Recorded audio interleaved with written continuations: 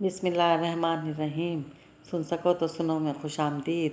بیلی راجپوتاں کی ملکہ قسط نمبر 9 کے ساتھ آپ کی خدمت میں حاضر ہیں۔ اگر آپ نے ابھی تک ہمارا چینل سبسکرائب نہیں کیا تو ہمارے چینل کو سبسکرائب کریں اور بیل آئیکن کو پریس کرنا مت بھولیے گا تاکہ آنے والی تمام اقساط آپ کو پر وقت ملتی رہیں۔ شکریہ۔ ناول کیسا لگ رہا ہے اس بارے میں اپنی رائے کا اظہار ضرور کیجیے گا تاکہ ہماری حوصلہ افزائی ہوتی رہے۔ شکریہ۔ اور اسی شام مایا کا گوپال سے سامنا ہوا۔ وہ اسٹول پر بیٹھی پیانو کی کیز کو انگلیوں سے چھوتی فضا میں اداس نغمے بکھیر رہی تھی جب کسی نے اس کے کندھے پہ ہاتھ رکھا، اور وہ جو کسی اور دنیا میں تھی کرنٹ کھا کر اٹھ کھڑی ہوئی۔ پیچھے گوپال کھڑا تھا۔ جی فرمائیے، ساڑی کا پلو کندھے سے درست کرتی وہ ناگواری سے بولی۔ اسے گوپال کا یہ بے تکلفی اچھی نہیں لگی۔ اس کے چہرے سے ظاہر تھا آپ سے کچھ پوچھنا ہے۔ پرسکون سی باس پرس کے پیچھے دبا دبا سا غصہ تھا۔ پہلے کب آپ کو پوچھنے سے قبل اجازت درکار ہوئی ہے ٹھاکر صاحب؟ نہ چاہتے ہوئے بھی اس کا لہجہ ترش ہو گیا۔ آپ ملکوں کی حویلی گئی تھیں؟ ہاں گئی تھی۔ آپ جانتی ہیں مایا دیوی ملکوں اور راجپوتوں کی دیرینہ دشمنی ہے؟ ہاں جانتی ہوں، اور یہ بھی کہ راجپوتوں سے کوئی شخص کبھی ملکوں کی حویلی نہیں جاتا۔ مجھے سب علم ہے، وہ بھی جو آپ کو نہیں ہے۔ وہ عجیب سے لہجے میں بولی تو گوپال ٹھٹکا، پھر سنبھل کر بولا، اس کے باوجود آپ ملکوں کی حویلی گئیں؟ ہاں میں گئی تھی۔ وہ گردن اٹھائے اس کی آنکھوں میں آنکھیں ڈالے بات کر رہی تھی۔ مگر کیوں؟ اشتہار سے گوپال کی آواز بلند ہونے لگی تھی۔ اس لیے کہ مایا نے اطمینان سے ہاتھ سے بال پیچھے کیے، میں راجپوت نہیں ہوں۔ اس کے لہجے کا تفاخر گوپال کو اپنے انسلٹ محسوس ہوا۔ وہ بھڑک اٹھا، آپ راجپوتوں کی بہو ہیں؟ تھی، وہ سرد لہجے میں بولی۔ شیکھر کی موت کے ساتھ سارے رشتے ختم ہو گئے۔ میں ایک آزاد برطانوی شہری ہوں، اور جب تک ہندوستان برٹش راج کے تحت ہے میں اس کے کسی بھی کونے میں جا سکتی ہوں۔ اس کے لیے مجھے ٹھاکروں کی اجازت کی ضرورت نہیں ہے۔ وہ پلٹ کر سیڑھیوں کی طرف بڑھ گئی۔ سفید ساڑی کا پلو اس کے پیچھے فرش پر پھیلتا چلا گیا۔ جانتا ہوں مایا دیوی، بدر غازہ خاصا خوبصورت مرد ہے۔ گاؤں کی بہت سے عورتیں اس پر دل ہار بیٹھی ہیں۔ طنز بھرا نشتر تھا۔ مایا اطمینان سے واپس پلٹی۔ جب گاؤں کی عورتوں کو دل ہارنے کے لیے بدر غازہ اور گوپال رام جیسے امیر زادے ملے ہوں تو ظاہر ہے چوائس ان کے لیے خاصی آسان ہو جاتی ہے۔ سنا ہے بدر غازہ نے مسلسل 5 برس آپ کو نیزہ بازی کے مقابلے میں ہرایا ہے۔ اس کی دکھتی رگ پہ مایا نے ہاتھ رکھا تھا۔ وہ بھڑک اٹھا، تم اس کے حویلی کے جتنے چکر لگا لو، وہ مسلمان ہے اور تم عیسائی، وہ تم سے کبھی شادی نہیں کرے گا۔ شادی کرنی کس کو ہے؟ وہ تپانے والے انداز میں مسکرائی۔ گوپال پاؤں پٹکتا ایک طرف سے نکل گیا۔ مایا نے آرام سے فرش پر گرا پلو اٹھایا اور اوپر سیڑھیاں چڑھتی چلی گئی۔ پرانا قبرستان ہر رات کی طرح اس رات بھی تاریک اور سنسان پڑا تھا۔ برگد کے بوڑھے درخت کا سایہ قبروں پہ چھایا ہوا تھا۔ اندھیرے میں خستہ حال قبریں اور وہ بھی خوفناک لگ رہی تھی۔ ایک وجود قبرستان کے کونے میں کھڑا کدال سے مسلسل زمین کھود رہا تھا۔ گڑھا کئی فٹ گہرا کھد چکا تھا، جیسے کھلی ہوئی قبر ہو۔ اس کا سیاہ چغا مٹی سے اٹ چکا تھا، مگر اس نے ہمت نہیں ہاری تھی۔ اس کی کمر اور سر جھکے تھے اور ہاتھ تیزی سے چل رہے تھے۔ تاریک آسمان پہ بادل اکٹھے ہو رہے تھے، ہوائیں تیزی سے چلنے لگی تھیں، برگد کی بوڑھی شاخیں جھولنے لگیں، زمین پہ گرے پتے دور تک اڑتے بکھرتے چلے جا رہے تھے۔ چوغا پوش نے سر اٹھا کر اوپر آسمان کو دیکھا۔ وہاں وقفے وقفے سے بجلی چمک رہی تھی۔ جب بجلی چمکتی تو ایک لمحے کو پورا قبرستان روشنی میں نہا جاتا اور ایک کھلی قبر کے سرہانے کھڑا سایہ کوئی بھوت سا دکھتا تھا۔ ہوائیں تیز ہو گئیں اور بوندا باندی شروع ہو گئی تو اس نے تھکے تھکے انداز میں واپس مٹی بھرنا شروع کر دی۔ مسلسل تیز بارش اور طوفانی ہوائیں اس عمل کو مشکل بنائے دے رہی تھی۔ مٹی بھیگ چکی تھی، کیچڑ بنتی جا رہی تھی۔ اس نے کچھ دیر مزید کوشش کی اور پھر جیسے تھک کر کدال چھوڑ دی۔ بجلی ایک لمحے کو زور سے چمکی۔ اس نے بے اختیار نڈھال سے انداز میں خود کو زمین پہ گرا لیا۔ چوغا کیچڑ میں لتھڑ گیا اور وہ سایہ خود میں سمٹتا سا گیا۔ بادل اسی طرح گرج رہے تھے، طوفان اپنے عروج پہ تھا۔ چوغا پوش نے کسی معصوم بچے کی طرح بازو گھٹنوں کے گرد لپیٹے اور سر ان میں چھپا کر ایک دم رونا شروع کر دیا۔ तूफान की रफ्तार तेज़ होती जा रही थी और इसके दरमियान में दबी दबी सिसकियाँ उभर रही थी। बहुत थकी थकी, जख्म से चूर सिसकियाँ, दुख और नाकामी के आखिरी हद को छूती बेबस आहें। किधर ढूंढूं मैं इसे? एक भरपूर इंसान की रोती आवाज़ जुगे में से उभरी। किधर तलाश करूं मैं इसे? पूरा कब्रिस्तान खोद डाला मैंने, मगर वो कहीं भी नहीं है। मैं किधर ढूंढूं इसे? कोई कोना नहीं बचा जिसे मैंने ना खोदा हो। फिर कहाँ गया वो? सिसकियाँ बुलंद होती जा रही थी, जैसे किसी अजीज तरीन शय के खो जाने पर कोई बैन कर रहा हो। मेरी बरसों की रियाजत रायगां चली गई, मेरी बरसों की मेहनत ज़ाया हो गई। खुली खबर के दहाने पे बैठा वो वजूद अभी तक रो रहा था। वो दालान में कुर्सी डाले किसी किताब में मुनहमक थी। जाती सर्दियों की नरम गरम धूप सारे में बिखरी थी। इसकी किताब पे झुकी आंखों में दम तोड़ते सलमा के आखिरी सूरज का अक्स था। महारानी जी, महारानी जी। रूपवती कोई खबर देने भागती आई थी, मगर इसे देखकर इसका मुंह खुले का खुला रह गया। हाय भगवान, ये कब पहना आपने? माया ने किताब से नजरें हटाकर इसके हैरान निगाहों के ताकों में खुद को देखा।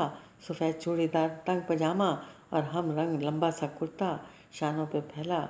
ये बड़ा सा बेदाग उजला सफ़ेद दुपट्टा, वो भूरे सुनहरे बालों की ढीली सी चोटी सामने कंधे पर डाली हुई। क्या तुम्हें ये खूबसूरत नहीं लगा? हाय नहीं देवी जी, बहुत सुंदर है। रूपा इश्तियाक से इसके चारों तरफ में घूम कर इसे देखती वापस इसके सामने आई। ये खुद सिलवाया आपने? वो जो बात कहने आई थी वो बोलकर पूछने लगी। इसने अभी तक माया को साड़ी और मगरबी लिबासों में देखा था। ये नया रूप इसके लिए बहुत मुनफरिद था। हूँ, तुम्हारी देहली में किसी ने तोहफा दिया था। वो फिर से किताब की तरफ मुतवज्जा हो गई। हमारा देहली? क्यों महारानी जी, क्या देहली आपका नहीं लगता? रूपा वहीं इसके कदमों में बैठ गई। क्या फ़ायदा हिंदुस्तान के शहरों को अपनाने का रूपा? मुझे तो वापस इंग्लिस्तान ले जाना है चंद दिनों में। रूपवती ने कुछ सोचते हुए इसे देखा। सफ़ेद कुर्ता पजामा पहने कुर्सी पर टांग रखे बैठी वो शहजादियों की मकनत वाली लड़की क्या ठाकुर गोपाल राज के काबिल थी? इसके जहन में गुज़िश्ता शाम गोपाल की वो बातें गूंजने लगीं जो इसने इसे बतौर ख़ास बुलवा कर तन्हाई में कही थी। माया तुम पे बहुत भरोसा करती है रूपवती, तुम्हें अब इसका अपना अहम ख्याल बनाना है। रूपवती ने एक चोर निगाह इस पर डाली। वो इसी तरह टांग पे टांग चढ़ाए किताब पे नज़रें झुकाए बैठी थी। कुछ कहना चाहती हो रूपा? वो किताब से नज़रें हटाए बगैर पूछने लगी तो रूपवती को लगा इसकी चोरी पकड़ी गई है।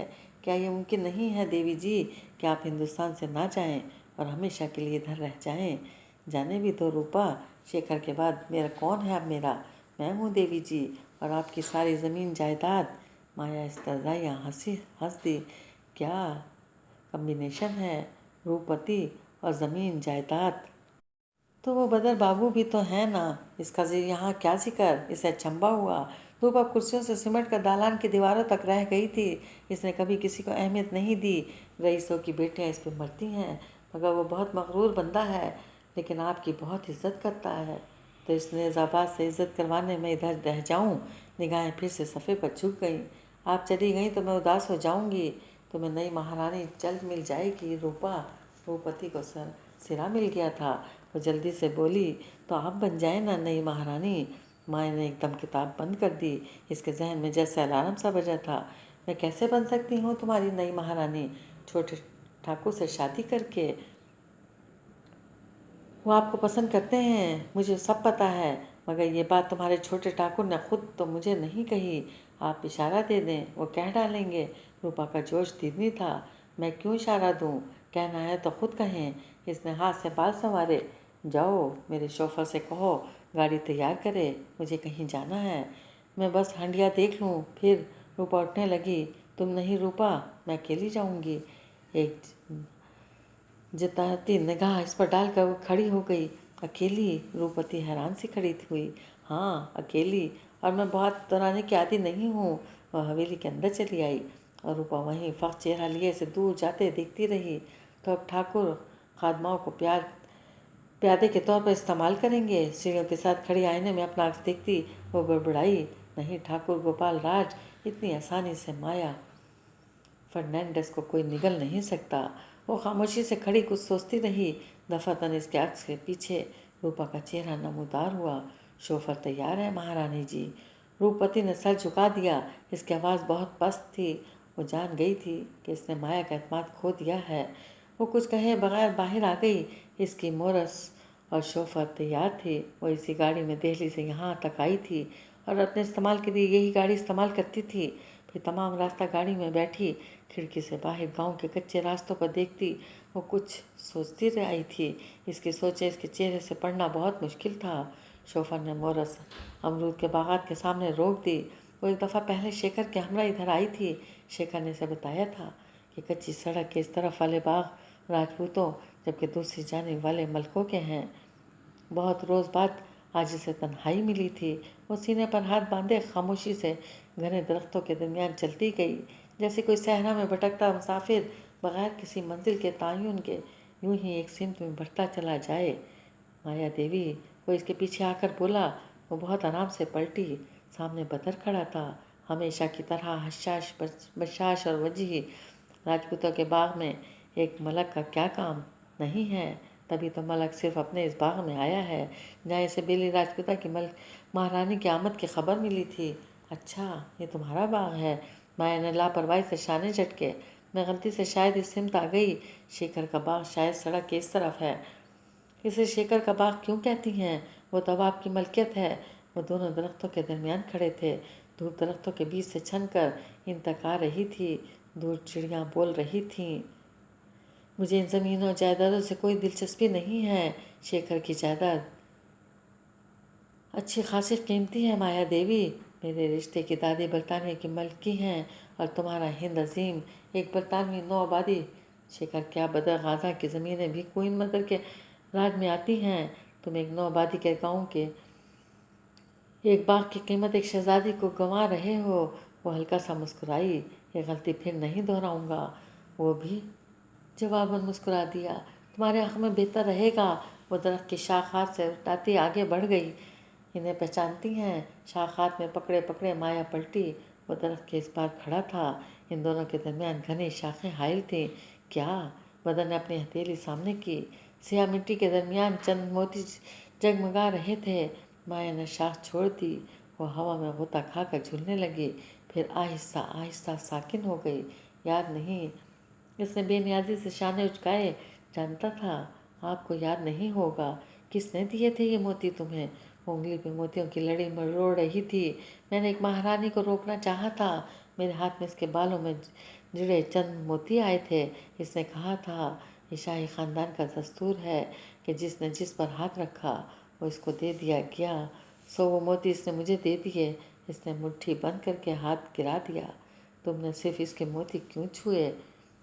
तुम कुछ बेहतर भी अपने नाम करवा सकते थे। अगर आप मेरी जगह होती और कोई मलका आपको छूने पर अता कर देने का इख्तियार दे देती तो आप क्या करती? अगर कोई मदर मुझे ये इख्तियार दे तो मैं इसका ताज लूँगी, मगर तुम मेरी बात नहीं समझोगे।